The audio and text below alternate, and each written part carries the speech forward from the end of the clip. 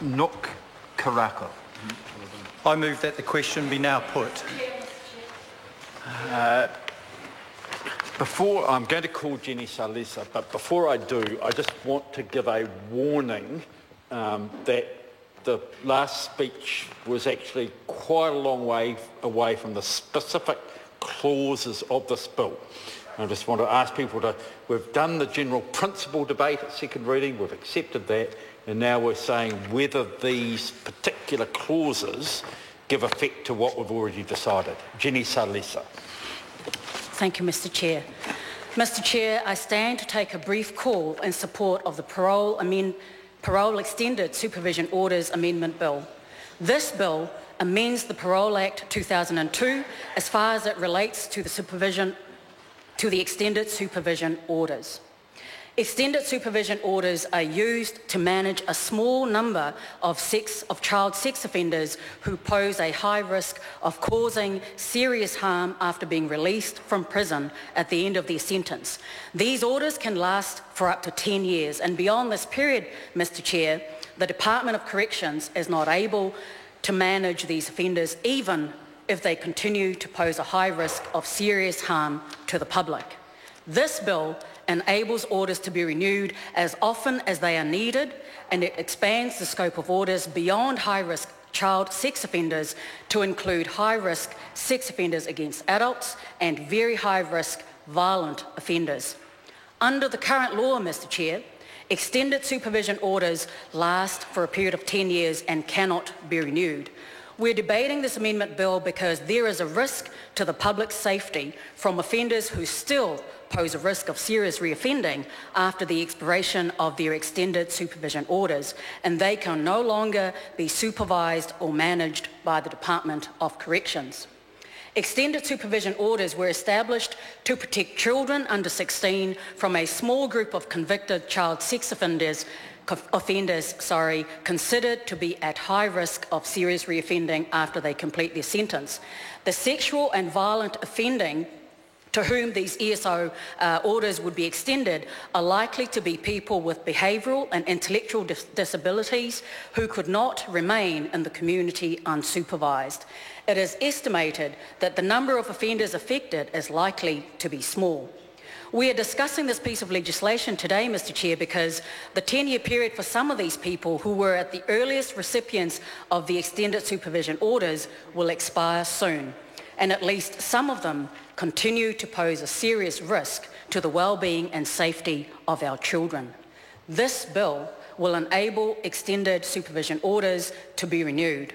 It also expands the scope of orders to include those who are adults. I have to say, Mr. Chair, the regulatory impact statement states that only around 29 to 41 offenders will be placed on extended supervision orders every year because of this legislation. The vast majority, 25 to 30, will be high-risk sexual offenders against children. 1 or 2 will be high-risk violent offenders, and it is estimated that around 4 to 9 will be high-risk offenders against adults. This bill would allow extended supervision orders to be renewed without limit as required. At the moment, Mr. Chair, an order ends after 10 years and cannot be renewed. People on extended supervision orders live in the community under a standard set of conditions, as well as any special conditions the parole board puts in place for that individual.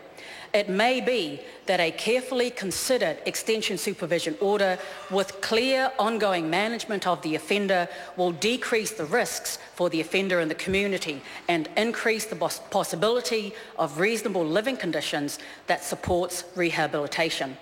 The Select Committee, Mr. Chair, was presented with an assessment by officials of 10 years of experience of ESOs, and they found that ESOs demonstrates that they work effectively to achieve the primary objective of protecting our community. Mr Chair, I have to note that the proposed changes to the Privacy Act 1993 may be of concern to some.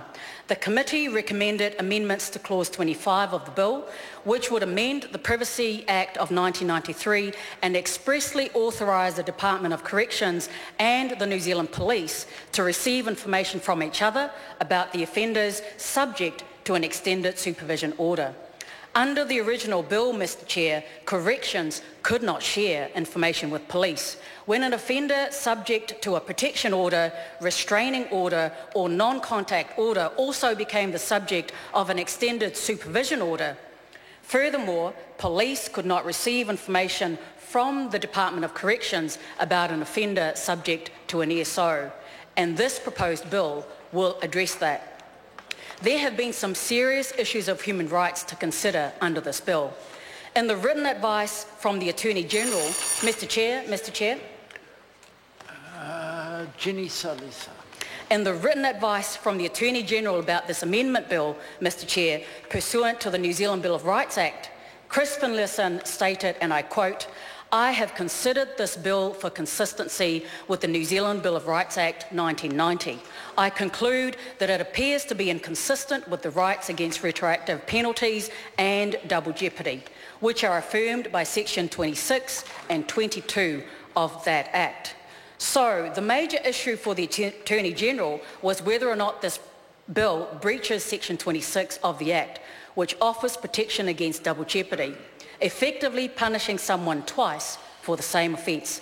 However, it does seem that such orders can be seen, and indeed are seen by some offenders as rehabilitative, helping the offender to live in a community. An extended supervision order, Mr Chair, is also seen by some offenders as offering them with an element of protection. The danger, however, that such offenders can present for the community needs to be carefully and sensitively managed to balance both community safety and the important human rights of an offender.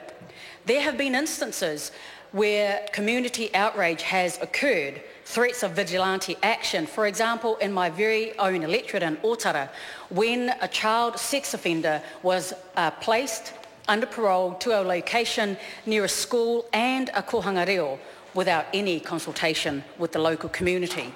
It may be that a carefully considered extension supervision order with clear ongoing management of the offender will decrease the risks that possible reasonable living conditions supports rehabilitation. Mr Chair, I would like to say that I am pleased with the fact that police in South Auckland have been proactive in this area of protection and prevention. For example, there is now a county's Manukau child exploitation team building a proactive approach to prevent offending against vulnerable children. Order. This team takes a proactive approach to what it calls the traditionally reactive field of child sexual abuse investigation, and it works to protect children from becoming victims of child abuse, and this team holds child sex offenders to account for the hideous offences that they commit against children. They have tried to put in place a more effective monitoring of known child sex offenders and create offender management plans for high-risk sex offenders. It is not a perfect system, Mr Chair, but it is a proactive and preventive system that has been put in place. Mr Speaker, Labour supports the Parole Extended Supervision Orders Amendment Bill. Kia ora tātou katoa.